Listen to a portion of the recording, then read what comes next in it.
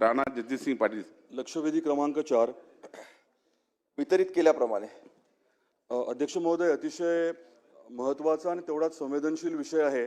महाराष्ट्राची कुलस्वामिनी आई तुळजाभवानीच्या तुळजापूर संबंधित मला 3 मुद्दे सांगायचे आहेत आणि एक प्रश्न विचारायचा आहे. पहिला मुद्दा असा आहे की महायुती सरकार आल्यापासून साधारण 2200 कोटी रुपये हे तुळजापूर शहरासाठी सरकारने दिलेत आणि आपल्या तीर्थक्षेत्राचा कायापालट होतोय. वैश्विक दर्जाचं आपण धार्मिक पर्यटन स्थळ निर्माण करतोय. रेल्वेचं देखील काम आता हाती घेतलंय जवळजवळ 3000 कोटीचं.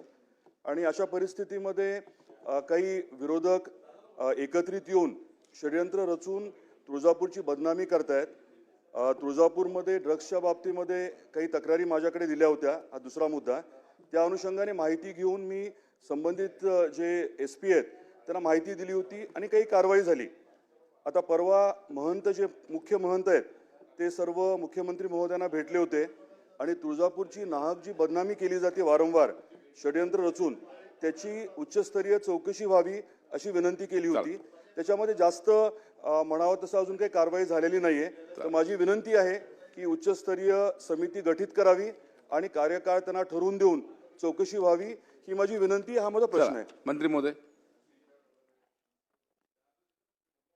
सन्मान्य सदस्य राणा जगजितसिंह पाटील यांनी उपस्थित केलेल्या लक्षवेधीच्या अनुषंगाने या ठिकाणी माहिती देतो की 15 फरवरी 2025 रोजी तामलवाडी ते तुळजापूर ह्या रस्त्यावरती एका व्यक्तीजवळ 45 ग्रॅम वजनाचं मॅफॅद्रोन नावाचं ड्रग्स त्या ठिकाणी सापडलं होतं.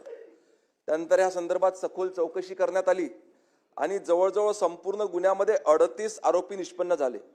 याच्यामध्ये 30 आरोपींना अटक देखील करण्यात आली आहे. सध्या 27 आरोपी जामिनावर असून 3 आरोपी न्यायालयीन कोठडीमध्ये आहे. हे सर्व होत असताना ह्या संपूर्ण गुन्ह्याच्या तपासात एकंदरीत 47,74,000 किमतीचा मुद्देमाल त्या ठिकाणी जप्त करण्यात आला आणि पुढील देखील तपास त्या ठिकाणी चालू आहे. परंतु हे सर्व प्रकरण होत असताना त्या ठिकाणी तुळजाभवानी देवस्थानाची बदनामी कुठेतरी होते आहे का असा संशय त्या देवस्थानाच्या काही मंडळींनी त्या ठिकाणी शासनाकडे व्यक्त केला. त्या अनुषंगाने तक्रार आणि निवेदन देखील प्राप्त झालं. माननीय मुख्यमंत्री महोदयांनी तात्काळ त्याचे चौकशीचे आदेश दिलेले आहे आणि तेथील पोलीस अधीक्षकांच्या अखत्यारीखाली ही चौकशी सुरू आहे. लवकरच त्याचा अहवाल प्राप्त करून याच्यामध्ये जे कोणी गुन्हेगार असतील त्यांच्यावर कारवाई करण्यात येईल.